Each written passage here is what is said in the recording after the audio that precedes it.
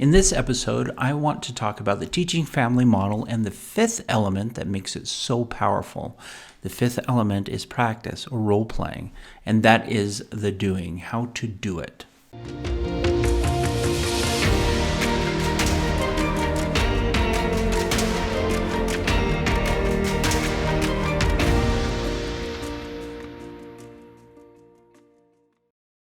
Well, hello everybody. I hope everybody's doing great. I am so excited to talk about role playing and the doing part of the teaching family model.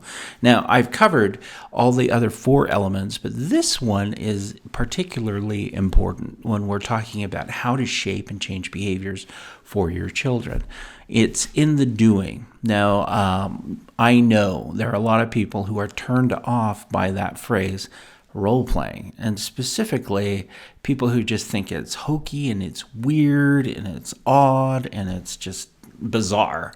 But I want to challenge you. I want to challenge your perception of role-playing and the importance it plays in helping to guide your children to the behaviors that they should have.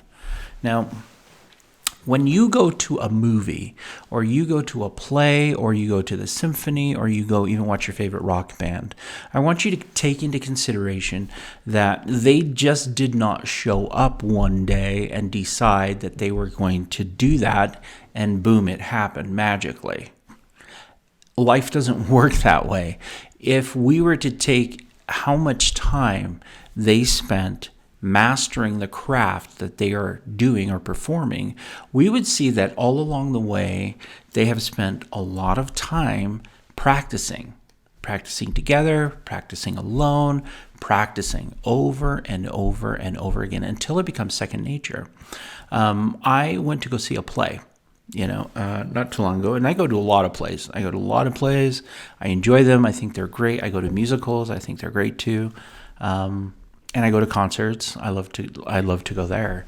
But while I was going to the play, what I noticed during this particular play, and it was The Wizard of Oz, was that during one of the segments, something went glitchy with the set.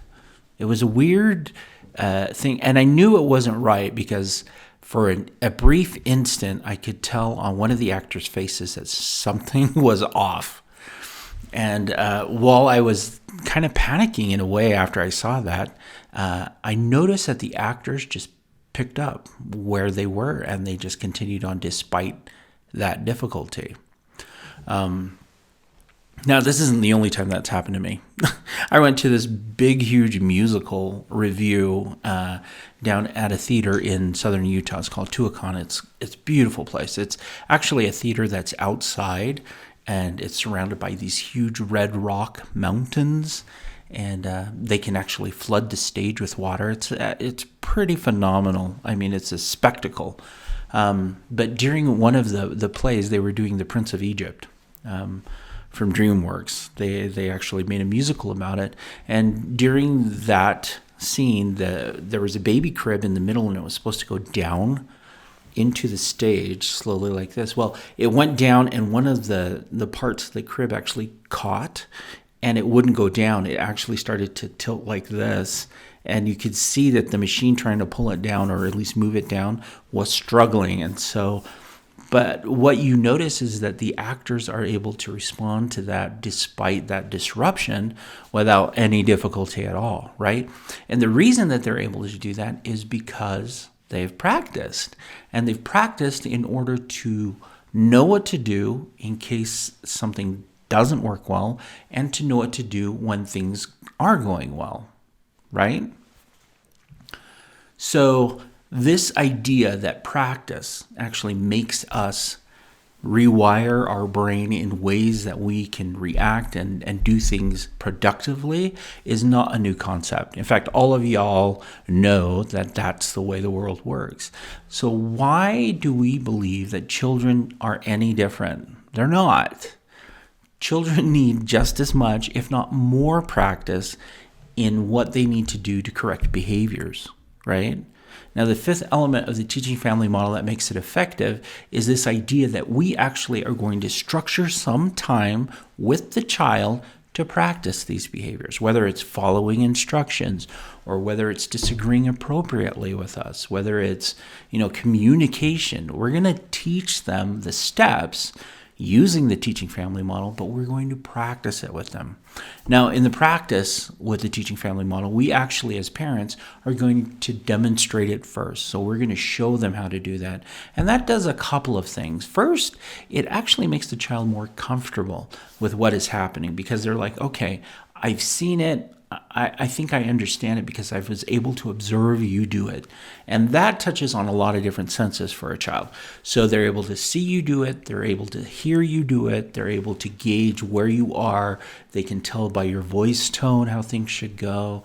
I mean, this type of practice actually prepares them to do it on their own. It gives them confidence to know what it looks like and how to do it. So the importance of you actually doing it first is huge. Do it first. You need to show them first how to do it, and then you allow them to practice it back with you. Now, just like any muscle, the more you practice, the better off you're going to be at it. And so children need consistent practice. The teaching family model, in the way that it's structured, is there is a time that you do sit down and you practice it with your child, whatever skill it is that you're working on. So you can practice that then, but it also encourages parents to practice it at a later time. And this is an unscripted practice to see if they're able to gauge the concepts and snap into that. Now what that does is actually, it helps the child put it in context of everything else that's happening in their life. So for example, if I was teaching my child how to follow instructions effectively, we would practice it together at one time. Then I would prepare my child and say, hey, I am going to ask you later to do something, and I want you to do exactly what we've practiced, but I'm not going to tell you when I'm going to do it. I'm not going to tell you what it is, but we're going to see if you can do it. But it will be later today. So I'm giving them only a specific time frame. Now, when later on comes, I can say, okay, well, I need you to go and bring me, my toolbox. That may be the example that I use. I need you to go give me my toolbox. Now, if my child does not follow the steps that we've practiced, then all I have to do is prompt and say, hey, do you remember what we practiced? I'm just reminding you, this is our test. I'm testing you to see how well you can do. And that should snap in their brain. Oh yeah, I remember that. Let me try it. Let's do it again. And then what you do is you practice it at that moment. Now, if the child is able to recognize that and they do it perfectly, you definitely want to praise them because, hey, it's starting to connect, right? And the muscle memory is starting to be there. And then you continually do this where you say, okay, well, tomorrow I'm going to ask you to do something. This is just for following instructions. Tomorrow I'm going to ask you to do something, and I want you to do it, but I'm not going to tell you that we're practicing it, that we're doing it again. And if you can follow the steps, then, we'll have a reward for you. So you're actually preparing them by letting them know that it's going to happen again, and they have to remember this, but they don't know exactly when. Now, this is integrating the skill into everyday life for your child. And this is a powerful and effective way to help them do something, use it, and then realize how it connects with everything else in their life. The role-playing or the practicing part of the 5 elements that make the teaching family model effective is such an important role. You can do all the other pieces in there, but you will not be successful unless you role-play it, unless you practice it. It is such an essential part of that. The other part is role-playing can help build relationship because in a way, you are learning to communicate and collaborate and work with your child.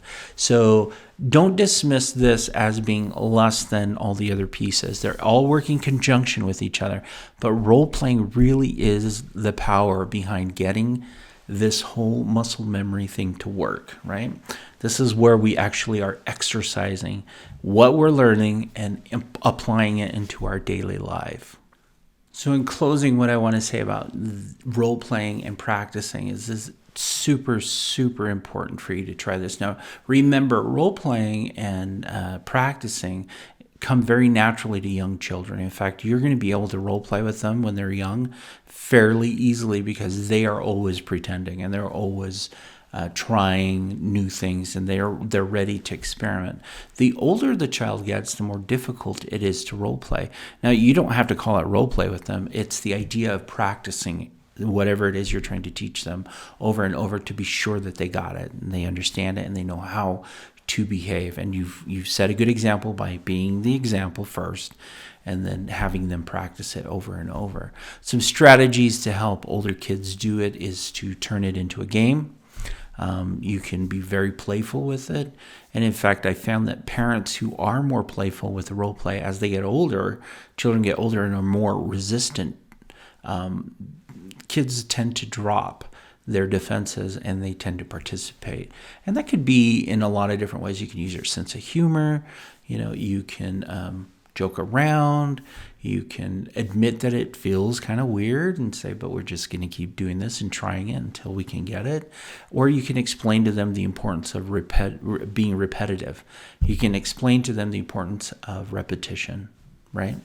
So that's it for me for this week. I hope that everyone understands the essential part of role playing and why it's so important, and that actually it exists all around us. There is an amount of practice that we do. Now, I had mentioned going to plays and seeing role playing happen all the time. That's just one example, but I want you to think about a surgeon who goes into surgery. He's had multiple times where he's actually practiced before he performs surgery on a human being. He's had to have the practice. You have to have some practice. And in fact, physicians call it practice. I have a practice where they're consistently trying things and trying to get things into their memory. Piano players, musicians continue to do this. Mechanics, anyone who's involved in some type of craft requires some type of practice. No one is born to just perform. We all have to practice. And so practice. You want your children to be successful? Take the initiative and practice with them. They will be successful. I can guarantee it. All right, that's it for me. If this has been helpful, please subscribe to the podcast. And you can find us on any podcast listening. You can find us anywhere. Online, iTunes and Google, we're there. Also share it and leave us a review if you found this helpful and let us know what you're thinking. That's it for me, and I'll see you again next week. Okay, bye.